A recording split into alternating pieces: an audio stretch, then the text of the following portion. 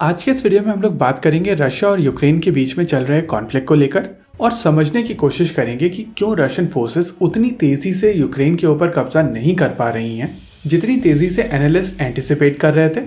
Video में आगे बढ़ने से पहले आइए एक चीज समझ लेते हैं।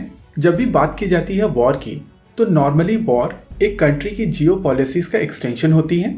वहीं वॉर और कॉन्फ्लिक्ट्स के माध्यम से वो चीजें करने की कोशिश की जाती हैं जो नॉर्मली नेगोशिएशन टेबल पर अग्री नहीं की जा सकती।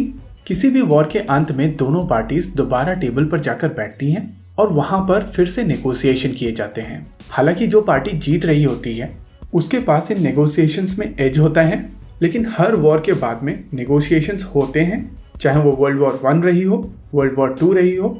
इनफैक्ट इंडिया के केस में 71 में नक्शा बदलने के बाद में भी भारत ने शिमला एग्रीमेंट किया था। वहीं पर 1965 वॉर के बाद भी शास्त्री जी ताशकंद गए थे। और अभी ये जो रशिया और यूक्रेन के बीच में कॉन्फ्लिक्ट चल रहा है, इस कॉन्फ्लिक्ट के बाद भी इवेंचुअली प्रेसिडेंट पुतिन और प्रेसिडेंट ज़ेलेंस्की दोनों टेबल पर जाकर फिर से बैठेंगे। जब ये कॉन्फ्लिक्ट शुरू हुआ था तो इस इन्वेजन को लेकर रशिया के केवल 2 ऑब्जेक्टिव्स थे। पहला, यूक्रेन नेटो ना ज्वाइन करे, क्योंकि अगर यूक्रेन नेटो ज्वाइन करता है तो थ्योरेटिकली ये रशिया की नेशनल सिक्योरिटी के ऊपर बहुत बड़ा थ्रेट होगा। और दूसरा ऑब्जेक्टिव था डॉनबास और क्राइमिया को कंसोलिडेट करना। अभी तक जिस तरीके से ये कॉन्फ्लिक्ट चला है उसको देखकर आप साफ समझ सकते हैं कि रशिया की तरफ से बहुत ज़्यादा ब्रूटल तरीके से इस कॉन्फ्लिक्ट को अप्रोच नहीं किया गया है। अगर आप हिस्टोरिक वॉर्स को देखेंगे, जैसे कि चेचन वॉर था या सीरिया में भी रशिया के अप्रोच को आप ध्यान से ऑब्जर्व करेंगे तो रशियन फोर्सेस की अप्रोच काफ़ी ज़्यादा ब्रूटल रही है। लेकिन यहाँ पर रशिया काफ़ी अनलाइक रशिया है, वो बीच बीच में सीज फायर कर रहे हैं। इनफैक्ट इन इलाकों में जो सिविलियन पॉपुलेशन कॉन्फ्लिक्ट के बीच में फंसी हुई है उनको ह्यूमैनिटेरियन ग्राउंड्स पर कॉरिडोर दे रहे हैं, जिसका प्रयोग करके वो वहां से बाहर निकल सकें। कैपिटल सिटी किएव के ऊपर बहुत ज़्यादा शेलिंग भी नहीं की गई है। कुछ MBRL के अटैक्स हुए हैं, लेकिन वो भी तब किए गए थे जब ये कॉन्फ्लिक्ट ओपन किया जा रहा था।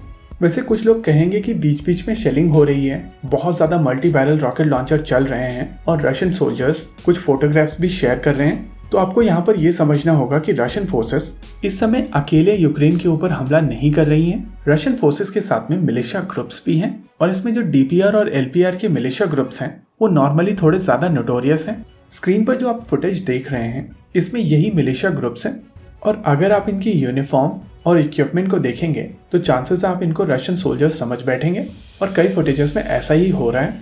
रशिया की तरफ से ये जो इन्वेजन किया गया है ये काफ़ी हद तक इन्फेंट्री इंटेंसिव है और आर्टिलरी के कम प्रयोग के कारण उनके आर्मर और मैकेनाइज्ड इन्फेंट्री को काफ़ी ज़्यादा नुकसान उठाना पड़ा है। यूक्रेनियन सोल्जर्स की तरफ से जो एंटी टैंक गाइडेड मिसाइल्स का प्रयोग किया गया है और एम्बुश करके उनके आर्मर को टारगेट किया गया है, उससे रशियन फोर्सेस को काफ़ी ज़्यादा नुकसान हुआ है।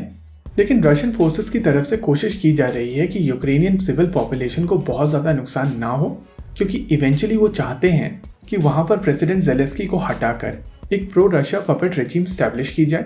और ये पपेट रेजिम तभी चल सकेगी जब सिविलियन कैजुअलिटीज ज़्यादा ना हो, क्योंकि अगर सिविलियन कैजुअलिटीज ज़्यादा होंगी तो एक बार ये पपेट रेजिम स्टैब्लिश हो भी जाती है तो उसको बाद में इंसर्जेंसी का सामना करना पड़ेगा।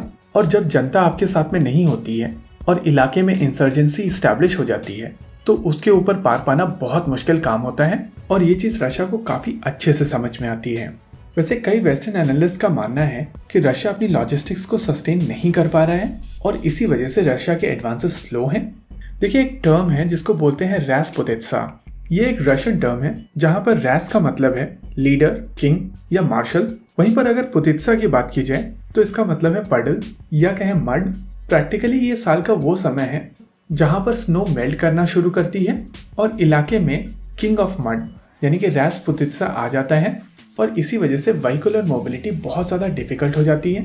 वैसे लॉजिस्टिक्स को लेकर एक और प्रॉब्लम हुई है जिसको बहुत ज़्यादा लोगों ने कवर नहीं किया है।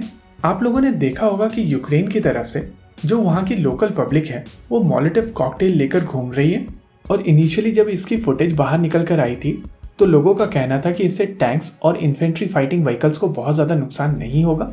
लेकिन ये चीज़ें टैंक और इन्फेंट्री फाइटिंग व्हीकल्स के लिए नहीं थी, ये चीज़ें स्पेसिफिकली रशियन सप्लाई लाइन्स के लिए थी। और यूक्रेन के कॉमन लोग जो अब साइट्स ले चुके हैं वो सप्लाई ट्रक्स जैसे कि फ्यूल और एमिनेशन को टारगेट कर रहे हैं। ये भी एक कारण है जिसके वजह से रशियन एडवांसेस काफ़ी स्लो हैं। आपने बहुत सारी ऐसी फुटेज देखी होंगी जहां पर रशिया की तरफ से अपने व्हीकल्स को ऐसे ही अबैंडन कर दिया गया है। इसके पीछे दो कारण हैं, रास्पुतित्सा के वजह से व्हीकुलर ब्रेकडाउन और दूसरा सप्लाई लाइंस को टारगेट करने के कारण ये व्हीकल्स आउट ऑफ फ्यूल जा चुके हैं। और जो टिपिकल सोवियत डॉक्ट्रिन है उसके हिसाब से सोल्जर्स जो व्हीकल ब्रेकडाउन हो जाते हैं उसको रिकवर करने की कोशिश नहीं करते हैं। अंत में मैं यहाँ पर एक चीज कहूंगा कि जैसा हम लोग हमेशा कहते हैं कि सच्चाई हमेशा दो एक्सट्रीम्स के बीच में होती है, कुछ उसी तरीके की सिचुएशन अभी रशिया और यूक्रेन के बीच में है। ऐसा नहीं है कि रशिया बिना लॉसेस के वहां जीत सकता था और ऐसा भी नहीं है कि रशिया को वहां पर इतने लॉसेस हो जाएंगे कि इवेंचुअली रशिया हार जाए। सच्चाई इन दोनों एक्सट्रीम्स के कहीं बीच में है।